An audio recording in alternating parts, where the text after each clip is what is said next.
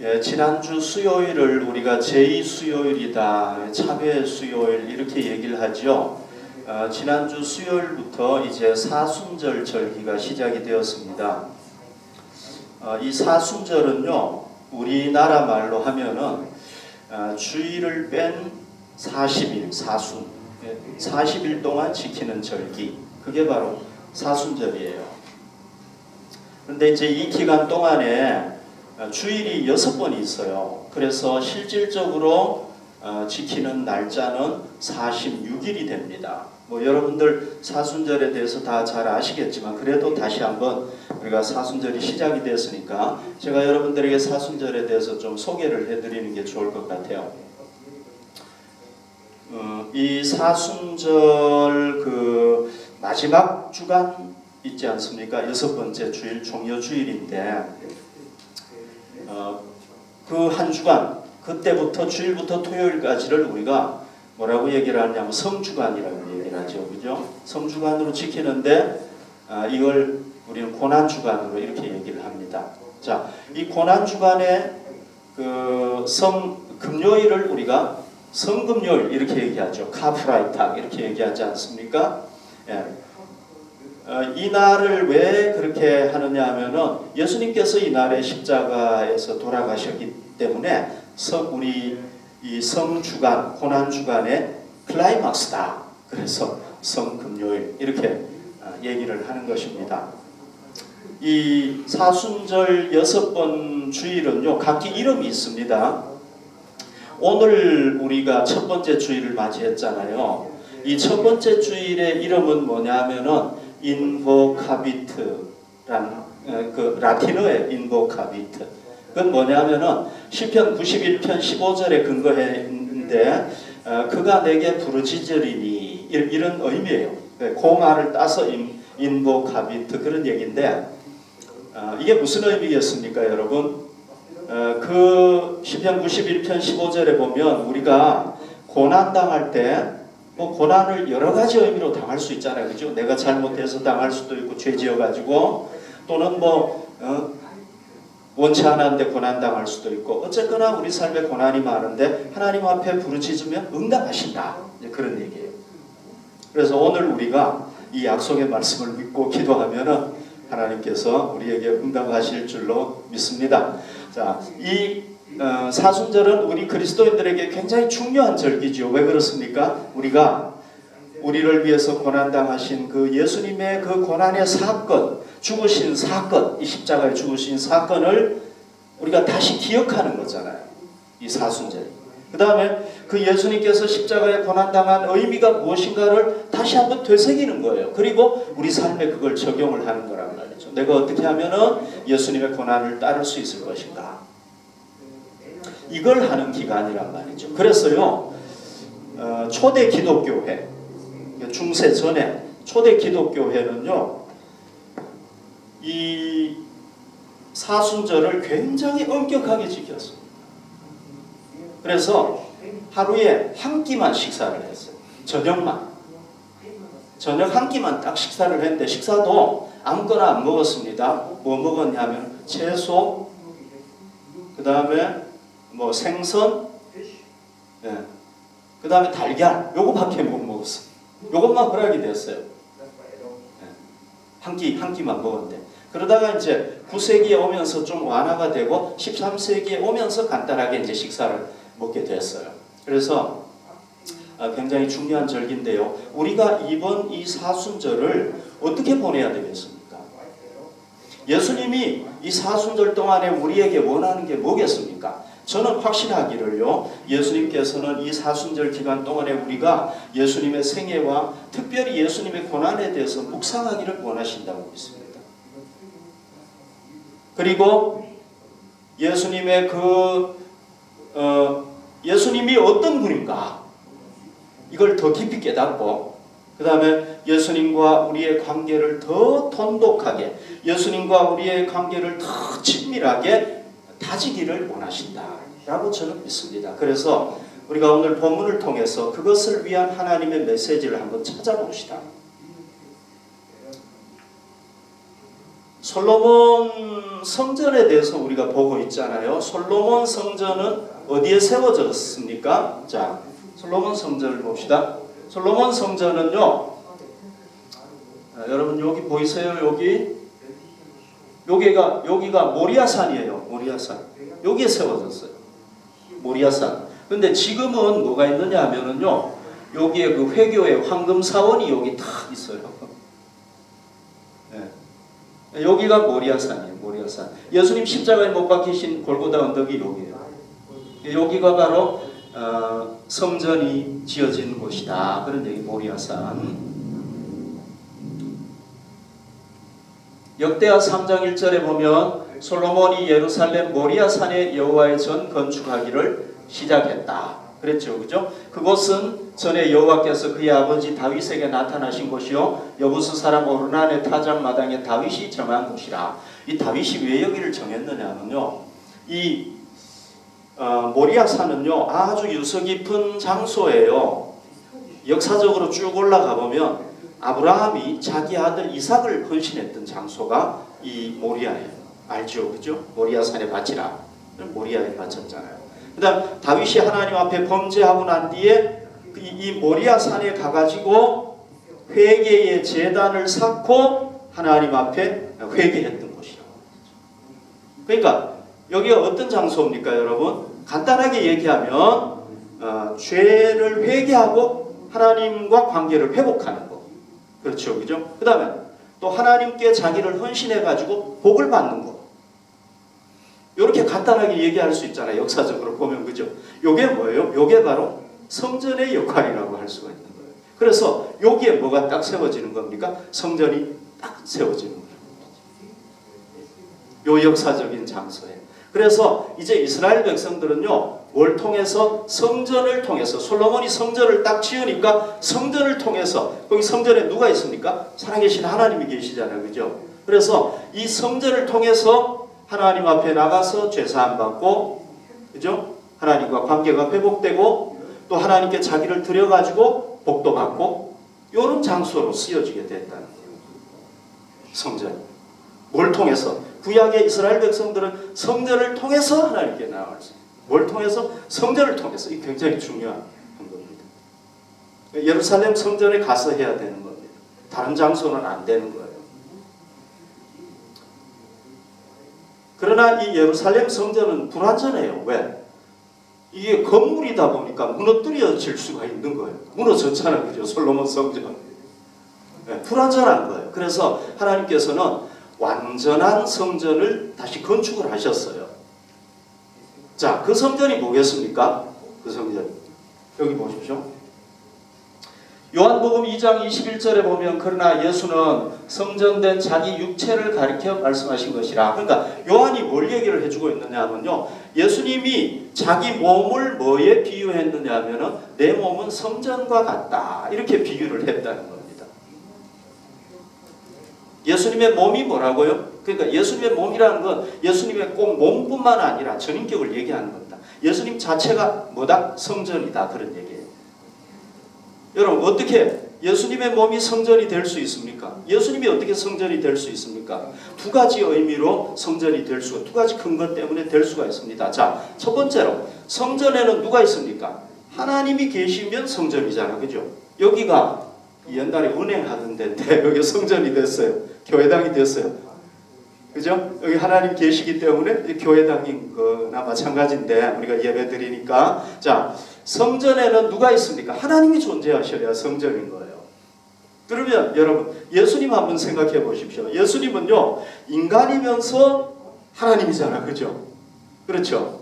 그러니까 그분은 완전한 인간이신데 그 완전한 인간 안에 또 동시에 완전한 하나님이 거기 계시는 거예요.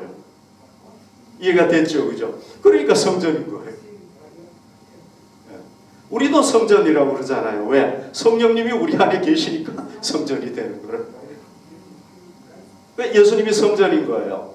그 다음에 두 번째는 뭐냐면 성전의 역할을 제가 얘기했잖아요. 성전의 역할이 사람들이 거기 계신 하나님께 나아가서 제사를 드리고 죄사함 받고 하나님과 관계가 회복되고 자기를 헌신해가지고 하나님의 복을 누리고 이삭을 헌신했더니 복을 받았잖아요. 그죠? 그게 성전의 역할이잖아요. 예수님이 오셔가지고 뭐 하셨습니까? 십자가에 달려 돌아가셨잖아요. 누구를 위해서? 인류의 죄를 대신해서 돌아가셨잖아요. 그죠? 그러니까 이제 인류가 누구를 통해서? 예수님을 통해서. 예수님을 인류 중에 누구든지 여러분 뭐 부자든 가난한 자든 남녀노소 관계없이 누구든지 예수님을 구주로 믿기만 하면 어떻게 됩니까? 죄사함 받고 하나님 앞에 나아갈 수 있죠. 그죠? 하나님과 관계가 회복이 되죠. 또 자기를 하나님께 드려가지고 복을 받을 수 있죠. 그죠? 그러니까 예수님이 무슨 역할을 하셨냐? 성전의 역할을 하셨다는 겁니다. 그래서 예수님이 뭐다? 성전이다. 그런 거예요. 그런데 이제 예수님은 우리 눈에 보이는 이 건물의 성전을 만드신 게 아니고 이건 구약시대로 끝난 거예요. 예수님은 어떤 성전을 만드셨느냐? 이제 이스라엘뿐만 유대인들뿐만 아니라 이방인들까지 다 포함하는 새 이스라엘을 만드셨고요. 그 다음에 눈에 보이는 이 건물 성전, 구약의 그 솔로몬 성전이 아니라 예수님을 머리로 하는 살아있는 몸인 교회 공동체를 세우셨다. 그래서 이제는요, 뭐 이스라엘 사람이든지 지금은 유대인이잖아요, 그죠? 유대인이든지 뭐 이방인이든지 간에 예수님을 머리로 하는 교회에 나와가지고 뭐 할 수 있습니까? 교회를 통해서 구약 시대 때는 성전을 건물을 통해서 지금은 교회 공동체, 예수님을 머리로 하는 살아있는 이 영원한 이건 성전인 거예요. 완전한 성전인 거죠. 이걸 통해서 뭐 한다는 겁니까? 하나님 앞에 나가 죄사함 받고 구원받고 은혜를 받고 이렇게 할 수 있다. 하나님 섬길 수 있다.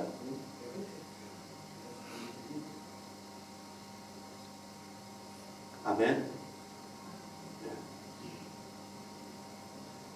자, 성전 내부 공사까지 다 마친 솔로몬이 이제 뭘 해야 되느냐 하면요, 성전에 필요한 그 기구들을 제작을, 이건 노수로 다 제작을 해야 되는 겁니다. 기구들을 제작을 해야 되는데 이 노 제조를 잘하는 그 마이스터 장인들은요 다 어디에 있었냐면 두로에 있었어요. 두로 제가 얘기했잖아요, 그죠? 두로 그 바닷가에 있는 나라, 그 조그만한 나라 두로. 거기에 있는 거예요. 그러니까 솔로몬이 어떻게 했겠습니까? 장인을 구하기 위해서 이제 두로 왕에게 요청을 한 거예요. 두로 왕이시여, 좋은 일꾼 나한테 좀 소개해 주십시오.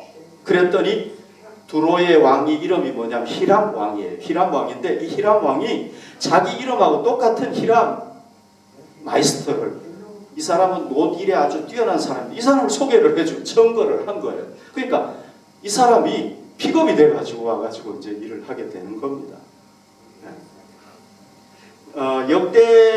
역대하에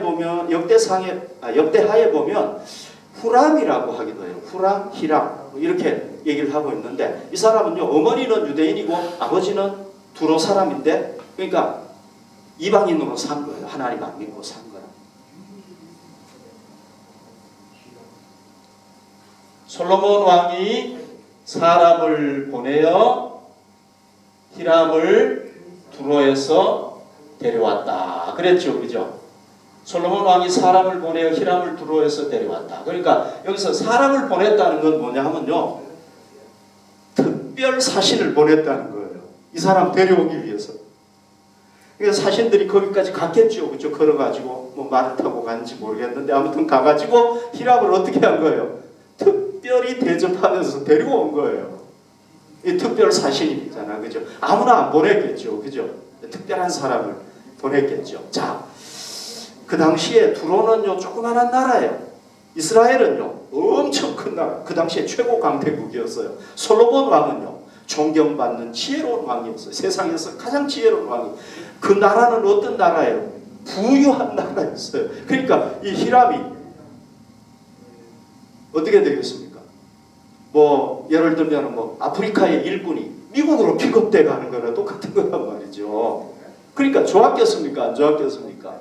기쁘고 감격했겠죠, 그죠? 또 그 솔로몬 왕이 자기를 데리러 온 거예요, 특별히. 야, 너무 좋아, 너무 감격했겠죠, 그죠? 그리고 그 사신들이 혹시라도 이 마이스터 다치면 안 되니까 다 음식도 좋은 음식 대접하고 숙소도 좋은 데 묵게 하고, 야, 참 얼마나 좋았겠습니까. 여러분, 우리 중에는요 모태신앙인도 있지만은 저처럼 하나님을 전혀 모르고 살았던 이방인도 있을 수 있죠. 그죠? 예, 있겠죠. 그런데 하나님께서 우리를 하나님의 자녀 삼으시기 위해서, 그죠? 우리를 하나님 나라에 데려가시기 위해서 사신을 보냈어요. 저는 이거 생각하니까 참 너무 감사하더라고요. 어떤 사신을 보냈습니까? 하나님께서 나를 위해서 천사를 보내서 나 데려가도 정말 얼마나 감격이 되겠습니까? 그죠? 네. 성경에 보면 천사 나타나니까 뭐 사람들이 놀래고 막 감격하고 이러잖아요. 근데 누구를 보낸 겁니까? 하나뿐인 아들을 보낸 거예요. 그죠? 우리를 데리러, 하나님의 나라로 데려가기 위해서 누구를 보냈어요? 사신으로, 하나님의 사신으로 하나뿐인 아들. 야, 그분이 인간이 돼가지고 이 세상에 오신 거예요. 별로 그렇게 생각을 안 하다가 이번에 말씀 준비하면서 이걸 생각하니까 야, 너무 감격이 되더라고요. 막. 와, 날 위해서 그렇게 보내. 그런데 또 나를 데리고 가려고 보니까 옷도 더럽고 마음도 더럽고 막 너무 더러워. 그냥 데리고 갈 수가 없어요. 왜? 하나님은 깨끗하신, 완벽하게 거룩하신 분이니까. 그래서 어떻게 합니까? 야, 안 되겠다. 성자야, 너가 죽어라. 그래서 성자께서 우리 죄를 대신해서 십자가에, 나를 대신해서 십자가에 달려 돌아가시고, 그리고 다시 부활하시고. 정말. 그래서 우리가 한 거는 뭐예요, 여러분? 진짜. 우리가 한 거는 뭐예요? 우리는 그냥 단지 예수님 믿기만 한 거예요. 그렇죠? 믿기만 한 거예요. 우리가 뭐 돈을 뭐 몇 억씩 낸 것도 아니에요. 네. 그렇다고 뭐 전 세계 뭐 한번 걸어 다니는 것도 아니에요. 그냥 예수님 믿기만 한 거예요. 그냥. 아, 예수님 구주로 믿습니다. 아멘. 진정으로 받아들인 거 그거밖에 없어요, 여러분. 그런데 우리가 죄사함 받고 하나님과 관계가 회복되고 하나님의 자녀가 되고 또 뭐가 됐습니까? 예수님을 머리로 하는 교회 공동체의 한 지체가 되었단 말이죠. 그죠? 너무 감사한 거죠. 여러분, 하나님께서 우리를 왜 선택했을까요? 왜 우리를 선택해가지고 구원받게 하셨을까요? 왜 그랬을까요? 네? 왜? 뭐 저야 조금 잘생겼으니까 하나님 그랬을 수 있다고 생각할 수 있는데 여러분들은 이뻐서 그런가요? 아니잖아요. 그렇죠? 그게 조건이 안 되는 거예요. 몰라요. 왜 그래? 그냥 하나님의 은혜인 거예요. 이게. 아멘? 하나님 이 70억 인구 중에서 왜 나를 선택하셔서 내가 무슨 자격이 있어서 선택했습니까? 몰라요. 나는 생각해보면 정말 부족한 존재인데 말이죠. 왜 선택을 했느냐? 그건 그냥 우리가 한 가지 고백밖에 할 수가 없어요. 하나님의 전적인 은혜입니다. 나는 선택받을 수 없는 자입니다. 나는 하나님의 그 놀라운 하나님의 아들의 사랑을 받을 자격이 없는 자입니다. 전적인 하나님의 은혜입니다. 아멘. 은혜예요. 요즘 날씨가 참 좋죠. 그죠? 제 아내하고 제가 이렇게 산책을 가는데요. 이 개 한 마리가 주인을 따라가다가 급했는지 그냥 길에서 이렇게 노상방뇨를 하더라고요. 그러면 이제 봤으면은 주인을 따라가야 되잖아요. 근데 우리를 따라오는 거예요, 막. 네. 주인이 막 불러요. 주인이 벌써 한 10m 이상 가서 야, 개 이름을 막 부르는데 얘는 우리만 따라오는 거예요. 그래서 우리가 개 보고 야, 주인한테 가. 안 가는 거예요, 이 개가. 그러니까 주인이 부르다가 안 되니까 어떻게 하냐. 와가지고 탁 채워가지고 막 끌고 가니까 개가 막 안 끌려가려고 막 이러는. 아유, 그래서 참 살다가 별 희한한 개도 다 봤네. 주인을 저렇게 버리고, 우리한테 와봤자 뭐 우리가 뭘 할 수 있겠습니까? 그죠? 우리는 원하지 않아요. 여러분, 그런데 그걸 딱 보면서 저희가 뭘 생각을 했냐면, 혹시 저 개의 모습이 나의 신앙의 모습, 내가 주님을 저렇게 섬기고 있는 게 아닐까 하는 생각이 딱 들더라고요. 그래서 우리 자신을 한번 돌아봤어요. 여러분, 혹시 우리가 주님하고 관계가 이렇게 영적으로 멀어져 있지 않습니까? 몸은 여기 와 있는데 예수님하고 이렇게 점점 멀어져 가고 있지 않습니까? 그것은요, 하나님의 아들을 보내서 우리를 구원하신 그 놀라운 은혜를 무시하는 거예요. 맞죠? 무시하는 거예요. 그 놀라운 은혜. 지금 주님께서 우리를 부르세요. 야, 너 왜 그렇게 멀리 가니? 제발 돌아와. 제발 돌아와. 말씀하시는데도 귀에 뭘 박아놨어. 그냥 안 들어. 그러면 자꾸 멀리로 가요. 그건 어떤 죄입니까? 아들을 보내서 십자가에 못 박아 죽이시고 그 흉악한 죄에서 구원하신 하나님의 은혜를 짓밟는 거란 말이죠.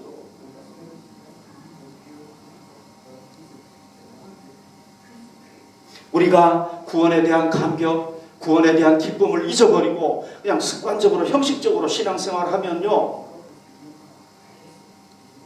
그건 뭐예요?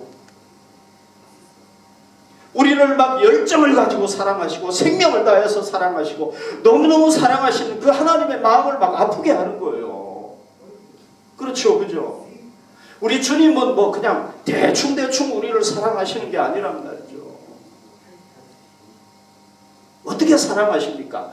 그냥 생명을 다해서 우리를 사랑하시고 모든 걸 다 우리한테 주셨잖아요. 하나뿐인 아들까지 주셨잖아요. 근데 우리가 형식적으로 습관적으로 그냥 하나님 그냥 도장만 찍고 갑니다, 이렇게 하면 어떻게 되겠어요? 하나님 마음이 너무너무 아프겠죠. 그래서 이번 사순절에 우리가 이런 죄를 범하고 있다면 우리가 하나님 앞에 오늘 정말 회개합시다. 우리가 간구하면 들으신다고 했어요. 그래서 회개하고 하나님 품으로 돌아갑시다. 그래서 하나님과의 관계를 우리가 새롭게 회복합시다. 이제 이 히람은요, 하나님의 성전을 위해서 이제 일하게 되는 거죠, 그죠? 일하게 되는 겁니다. 자, 여기 보십시오. 그는 납달리 지파 과부의 아들이요. 그러니까 모계 쪽은 이 이스라엘 사람인 거예요. 그의 아버지는 두로 사람이니 노스의 대장장이라. 이 히람은 모든 노일의 지혜와 총명과 재능을 구비한, 그러니까 마이스터예요. 한마디로 얘기해서 두로에서 최고의 마이스터인 거예요. 솔로몬 왕에게 와서 그 모든 공사를 하니라. 공사를 했잖아요, 그죠? 자, 이 사람은 원래 어떤 사람이에요? 뛰어난 재능을 가진 사람인데 뭘 위해서 헌신했던 사람이에요? 우상을, 그죠? 바알과 아세라 만드는데 이런 데 헌신했던 사람이고, 자기의 그 재능을 뭘 해서 자기 욕망을 위해서 세상의 어떤 걸 위해서 했던 사람이란 말이죠. 그런데 이 사람이 딱 솔로몬에게 픽업이 돼가지고 와가지고 성전 일을 딱 하니까 어떻게 된 겁니까? 성전 일에 쓰임 받으니까 어떻게 된 거예요? 솔로몬 왕과 함께 솔로몬 성전을 건축한 존귀한 사람이 된 거예요. 만약에 이 사람이 그냥 성전 건축에 쓰임받지 않았으면 어떻게 됐겠어요? 없어져 버리는 거죠. 두로에서 아무리 지가 잘 나가봤자 지금 역사에 사라졌겠죠. 그죠? 없겠죠. 그런데 히람이 다 영원히 남았잖아요. 성경은 영원히 있을 거잖아요. 그죠?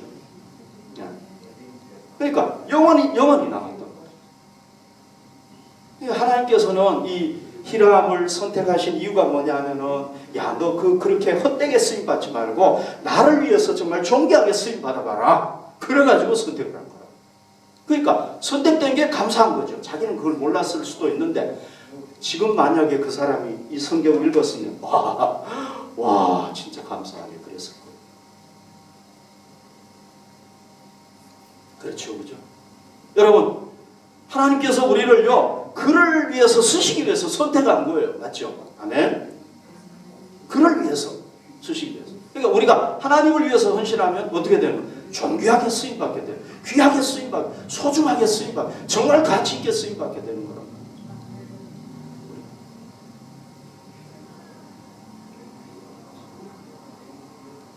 그러니까 우리는요 하나님께서 우리를 선택하시고 쓰시는 거에 대해서 감사해야 되는 거예요. 특별히 하나님께서 우리를 이 비스바덴에 있는 글로벌 비전 교회로 불러주셨잖아요. 그죠? 주님의 교회. 여기로 불러주셨다. 우리가 같이 협력해가지고 뭘 해야 됩니까? 주님을 위해서 쓰임받도록 해야 되는데 이 히람을 보면은 어떻게 우리가 쓰임받을 수 있는 도구가 뭐예요? 그거는 자기에게 있는 재능이에요. 재능 없는 사람은 없잖아요. 그죠? 다 재능이 있잖아요. 그걸로 그냥 쓰임받으면 되는 거예요. 자기 재능, 그릇을 잘 닦으면 그릇 닦는 걸로 하면 되고, 페인트를 잘 칠한다? 그럼 페인트 칠하는 걸로 하면 되는 거고, 그냥 자기 재능, 왜? 교회는 모든 재능이 다 필요해요. 그리고 여러분, 우리에게 하나님께서 재능을 주셨는데 제일 먼저 뭘 위해서 써야 되겠습니까? 하나님을 위해서 써야 되겠죠. 주님의 교회를 위해서 써야 되겠죠. 그죠? 예. 그 다음에 그걸로 끝이 아니죠. 세상을 위해서도 써야 되죠. 세상에서 하나님 살아계심을 드러내고 또 복음 증거하고, 그죠? 주님의 사랑을 실천하고 이런 일에 쓰임받. 이게 우리에게 재능을 주신 이유고 재능을 바르게 쓰임받게 하는 길이랍니다.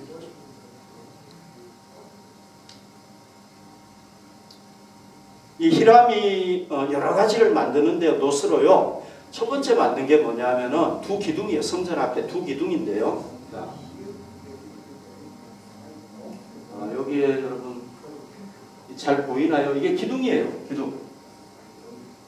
이 성전 앞에 두 개 기둥인데 잘 보십시오. 자, 이 기둥은 목통이 있고요. 그 다음에 머리가 있고, 그 다음에 그 위에 이 백합화 꽃 이렇게 구성이 되어 있어요.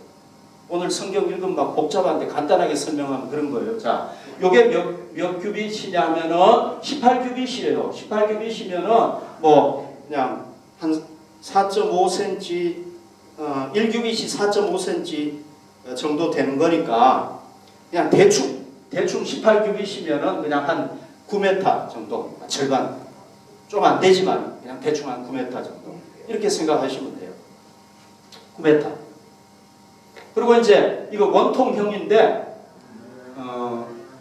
이 둘레가 12규빗, 그러니까 한 6m, 지름이 한 3.8규빗이니까 뭐 한 1.7 뭐 요 정도, 1.7 요 정도 되는 거겠죠. 그리고 속은 비어 있어요. 그 다음에 이게 두께가 어느 정도 되느냐 하면은 성경에 보면은 요 손마디 너비 정도 돼요. 손마디 너비 정도. 요 정도 노스로 이렇게 쫙 속은 비어 있고 이렇게 만들었다. 그 다음에 이제 그 위에 뭐가 있느냐 하면은요, 요 머리가 있어요. 머리. 기둥 머리.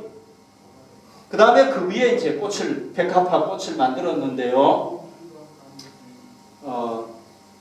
자, 이 백합화 꽃을 만들었는데 요 기둥 머리는 5규빗, 그러니까 뭐 한 2.5m 정도 되고요. 그 다음에 요거는 4규빗, 한 2m 정도. 좀 안 된다고 보시면 돼요. 이렇게 만든 거예요. 이해가 됐죠? 그죠? 요 노스로 다 만들었는데, 자, 요거죠? 요 두 기둥. 요거죠? 여기가 야긴, 여기가 보아스. 이렇게.